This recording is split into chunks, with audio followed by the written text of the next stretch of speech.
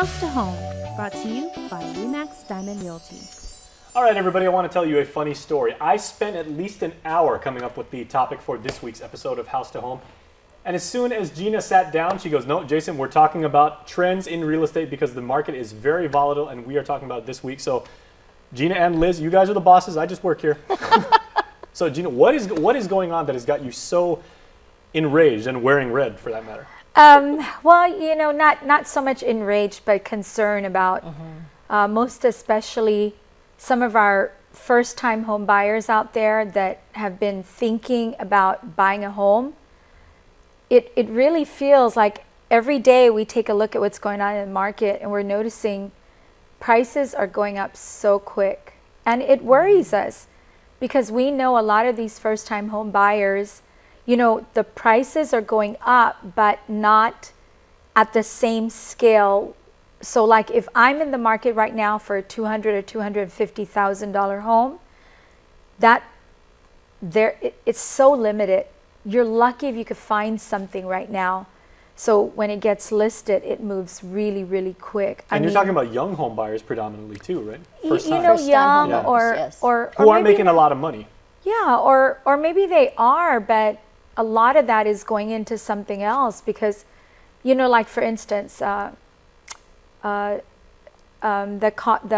minimum wage is going up, and people, you know, yes, that's a great thing, but let's be real. If that goes up, prices for everything goes up because that's how the economy works.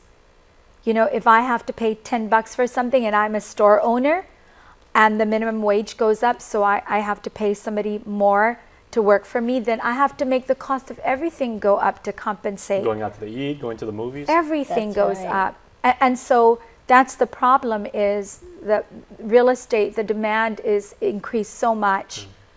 And so if you are thinking about buying, if you are interested in getting into real estate, you need to get started. You need to start doing your homework, right, Liz? Okay, we'll take a moment to breathe because, you know, I can see your nostrils are starting to flare. Yeah, keep your blood pressure down. We're passionate about that. Yeah, we really are. Okay, you're incredibly beautiful when you're happy. So like there's that smile. There we go. Okay, well, Liz, you've talked to us so many times on this very program about the interest rate. Do we have any idea on what could go on with it? The word now is, of course, they're saying that the federal government will be raising, the interest rates will be going up. And actually, our economy is getting better. There's a new president in, and there's so much talk about the different tax implications. And the interest rates will be going up. They've said that a number of times. And we've always said, buy now while the interest rate is very good. As Gina puts it, our inventory is limited. So right now, in terms of what is out there, there's a number of some foreclosures, but even though those properties are getting multiple offers. We have one right now that's in place that I think we have 7 or 8 offers in on it, and they have to give it their best offer. So we're going into the process of multiple counters because there's not much out there and the demand is starting to pick up. So our inventory is limited. We're encouraging the community, if you're a first-time home buyer, start looking online, check what's available because time is running short. Gina is right, and you know, our job is to help first-time home buyers get into their homes, but if the inventory is limited and they're waiting, by the time they're ready to go, because it's a window of time process, you've got your 60-day window for purchasing, but even prior to that, you have to be pre-qualified. You have to go to the banks. You have to provide them with so much documentation. And if you're not ready to do that, time will pass you, and you won't be able to buy anything. I think that is the key word, time, because Gina, you know, as much as said about, you know, the quirky behavior of millennials, they are very, very smart. This generation is incredibly well-read and well-informed.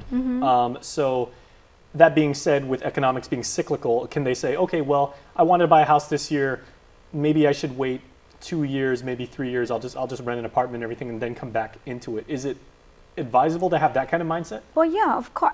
You know what? There's risk in everything. There's risk in everything, and you don't have to buy today. But what we're saying is, if you're motivated to buy and you haven't already put yourself in the position to do it, every year that goes by, the prices are going up. It's not going to get better. And so if you're interested in doing it, you've got a lot of homework. If you haven't already positioned yourself, you need to get positioned. And if you don't know what to do, then give us a call and we'll give you some advice. You know, because everybody's different, so we need to know where you're at right now so we can tell you where you need to go. If I've learned anything from our years here on the set together, it's that buying a home certainly is not like buying a car. It is not an impulse decision. You wake up one day, you know, I want to own a home. You really need to plan out, and in my opinion, you need to make sacrifices to make that happen. Okay, well, I'm glad you've calmed down like a little bit. Hey, Pete, Gina needs some water, so, you know, Pete will make sure to take care of you, both of you. All right, thanks a lot. Thank you. you. All right, please stay tuned. We are back right after this.